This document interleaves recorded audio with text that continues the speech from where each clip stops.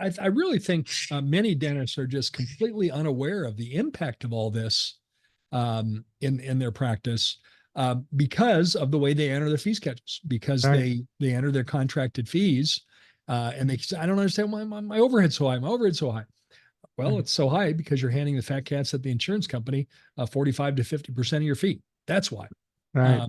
But It's when you not don't see because you're it, paying your people better, or it's not because, no. all the, it's just because of this one thing that's hidden. It's the reason why. Yeah. Now, for the record, I am not a gambler. I'm not a gambler. But Yeah. if any of our listeners are, no judgment. But it's the reason why in Vegas, they don't play with money. They play with chips. Emotionally, people will be like, "Oh, I don't Uh, want to bet so a hundred imagine, dollars." imagine Yeah. if you put $100 bill on the Yes. blackjack table. Yes. Imagine that, or $100 bill on the roulette table.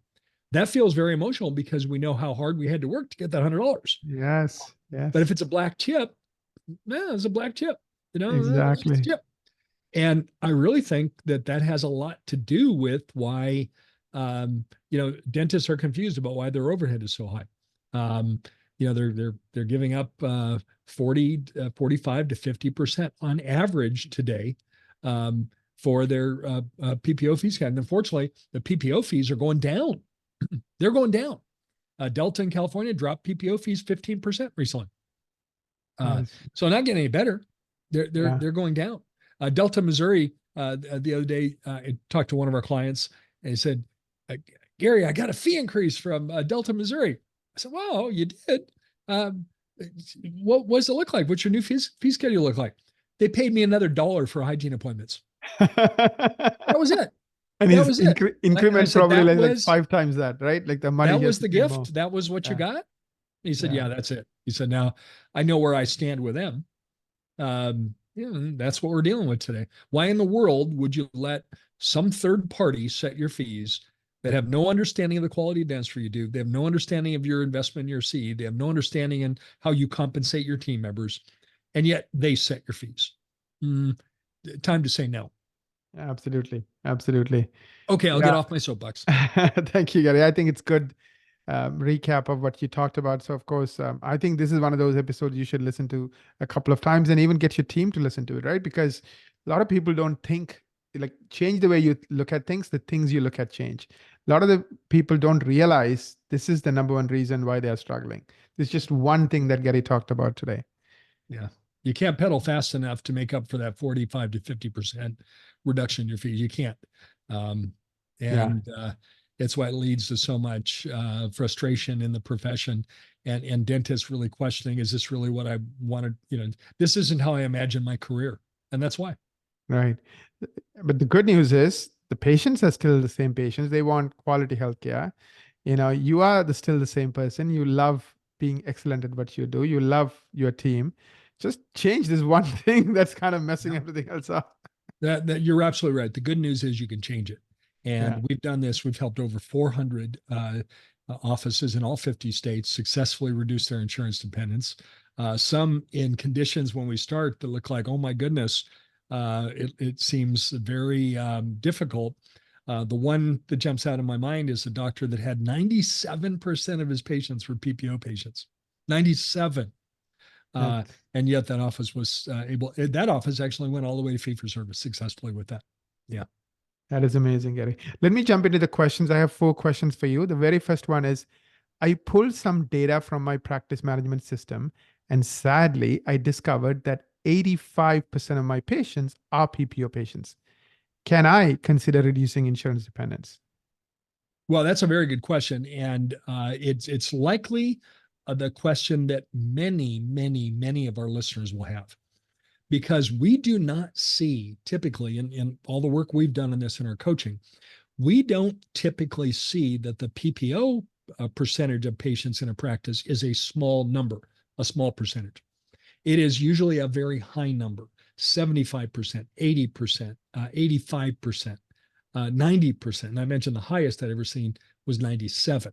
On rare occasions, Naren, I will see a situation where the percentage of PPO patients in a practice is 30%. Very rare. It's not common. And if you think about it for a minute, there's a reason for that. If you're dependent on getting patients from the PPO plans, that becomes your source of new patients. So that's how they come into your practice. And you get addicted to that source of patients by being listed on the Delta page. That's how you get new patients. And because you have to write off so much, you typically don't have a marketing budget to go out and do things proactively to get patients from another source. You don't have the money to do it.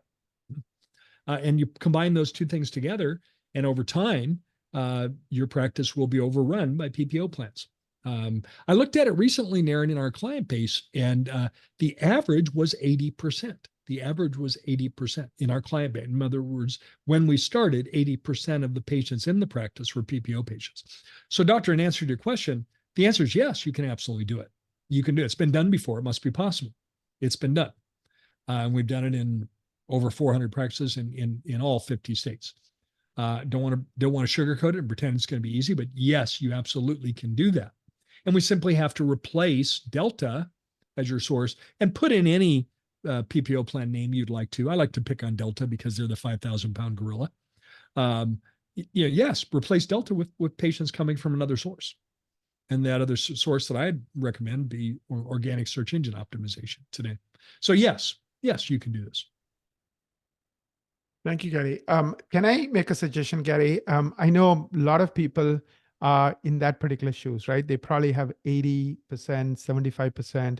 And if they're collecting $1 million, that means they're giving the fat cats with 85% PPO plans, like you did with the example, $500,000 in write-offs. Now, if you want to find out yourself, you use that insurance write-off calculator link.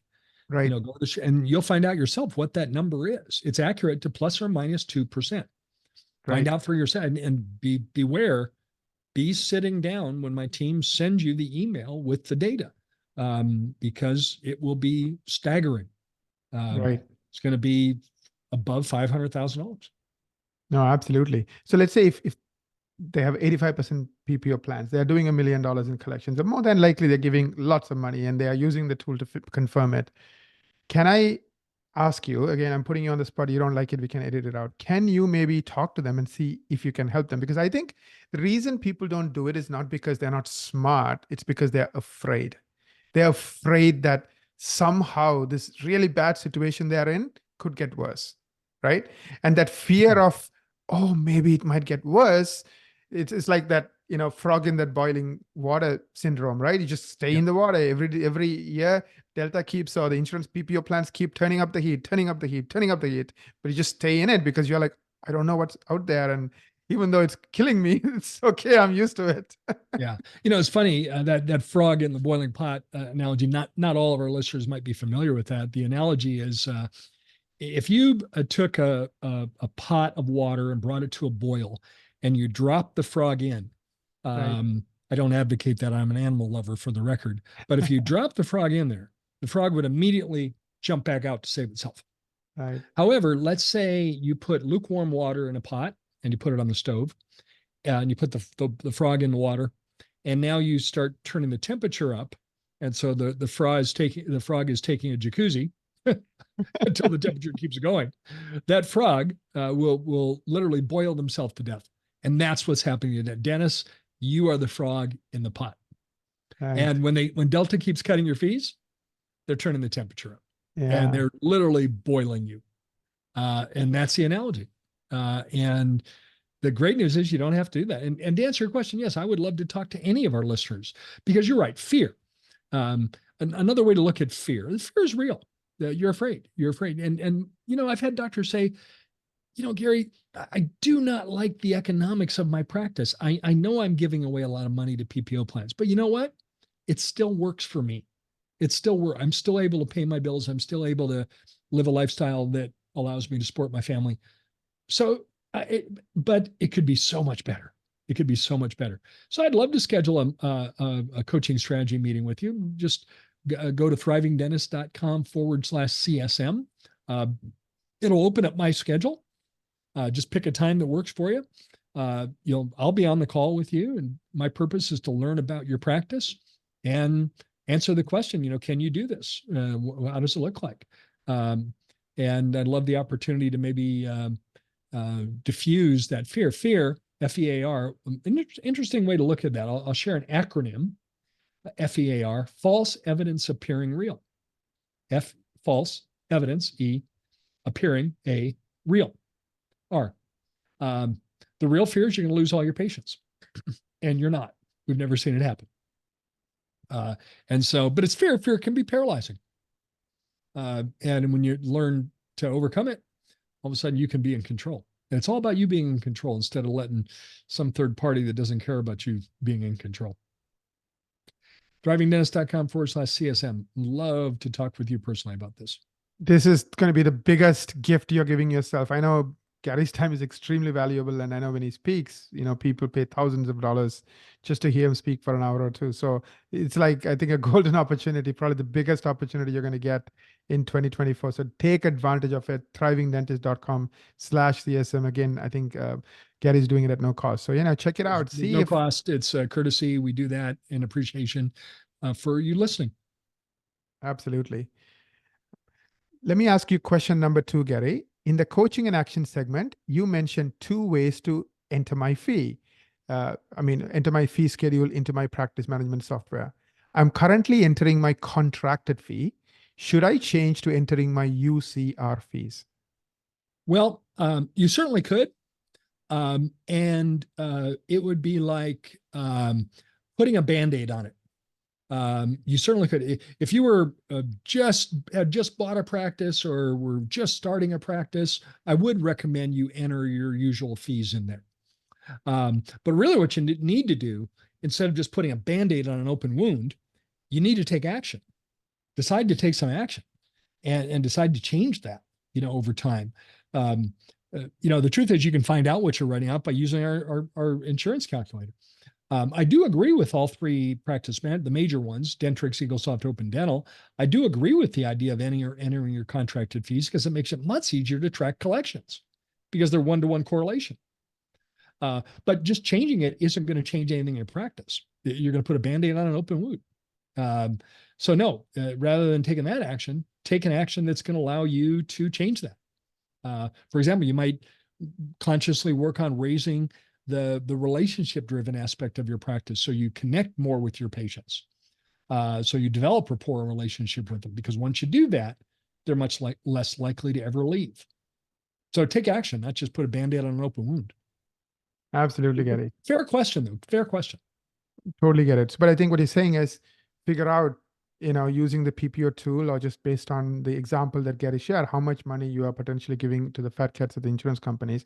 If that number is anywhere in the 100,000 to, $1 million range, which I think 99% of you will find yourself in that range, probably more like $500,000 range, then take action, right? That's what you're saying, Gary. Yeah. Replace the write-off with a marketing plan that you spend 15 grand a year on. How about that? And that would be you, Equa. That would be Equa. Again, it wasn't a rhetorical question in the coaching and action segment. Would you rather spend 537,000 or 15,000? That is not a trick question. That is the apples to apples comparison. Absolutely. And if anybody wants to see if you can replace Delta or your number one enemy PPO plan with marketing, especially this SEO driven marketing, book a marketing strategy meeting. It's ekwa.com/MSM for marketing strategy meeting. You'll talk to Laila. She would spend 6 hours doing research, seeing where you are at, and then giving you a plan on how you can fundamentally change it. ekwa.com/MSM.